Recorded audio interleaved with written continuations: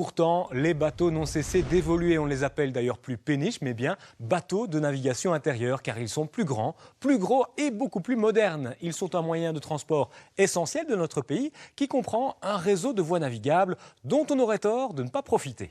Philippe Courteil et Fabrice Billos sont montés à bord du bateau-école Province de Liège.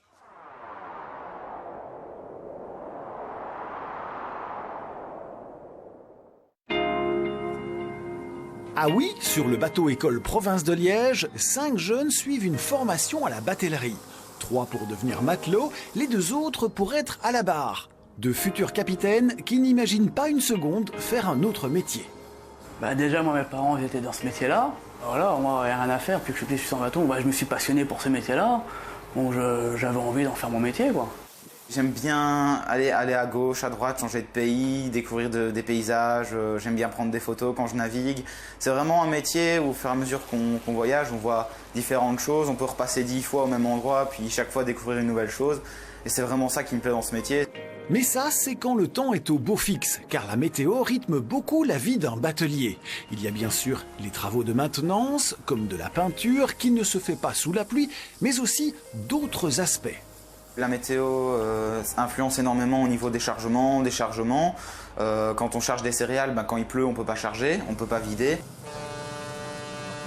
Comme le bateau est léger, le vent aura plus tendance à pousser le bateau, donc c'est quelque chose à prévoir pour entrer dans l'écluse, pour éviter de toucher un mur ou quoi. Il faut vraiment bien prévoir les mouvements du bateau.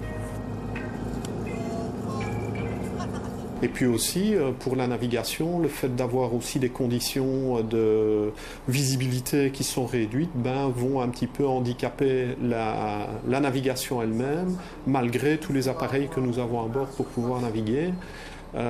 C'est vrai qu'avec le matériel que nous avons à l'heure actuelle, on peut naviguer sans voir l'avant du bateau, sans voir les berges, mais c'est quand même une navigation relativement stressante. Après des pluies importantes, des crues peuvent changer la vitesse du courant et rendre la navigation plus délicate. Et pour ce qui est du gel, les matelots veillent à ce que le pont ne glisse pas ni que les amarres ne gèlent. En cas de gel du canal, des bateaux spéciaux sont prévus pour briser la glace. Naviguer demande donc une grande maîtrise pour garder le cap par tous les temps. Raymond et Antoine ont à peine 20 ans et manient déjà la barre avec une précision étonnante. Dans cette écluse, ils ont moins d'1 mètre de battement pour se positionner côte à côte avec une autre embarcation. En plus, aujourd'hui, les bateaux sont de plus en plus grands et de plus en plus modernes, du coup, les canots aussi. Il y a une modernisation du réseau en Wallonie qui est en train de se faire, puisque d'ici quelques années, on devrait pouvoir, avec des convois de 4500 tonnes, rejoindre la Belgique à Paris, en passant par le nord de la France, puisqu'on doit construire un canal entre l'Escaut et la Seine. Et alors, il y a justement des ramifications avec la Wallonie et la Flandre pour faire évoluer le réseau, pour faire naviguer ces bateaux-là. Et normalement, sur la dorsale wallonne, entre la frontière hollandaise et la frontière française, on pourra naviguer sur tout le réseau avec des bateaux de 2500 tonnes, c'est-à-dire 110 mètres sur 11 mètres 45. On prévoit ainsi de désengorger le port d'Anvers en amenant des conteneurs sur Liège par les canaux. Avec notre réseau de voies navigables, la batellerie est un moyen de transport incontournable. Le réseau belge est constitué d'environ 1500 km de voies navigables.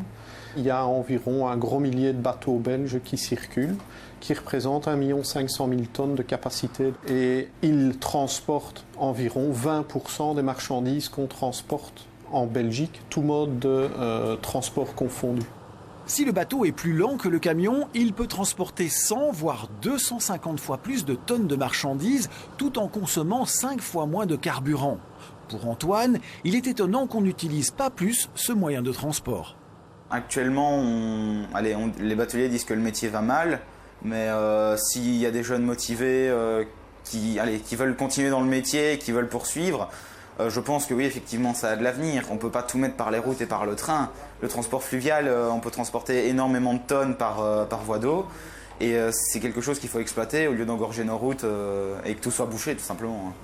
Une solution écologique pleine d'avenir donc, encouragée par les autorités, mais qui a du mal à trouver des jeunes motivés. Pourtant, la moyenne d'âge d'un batelier est aujourd'hui d'50 d'années.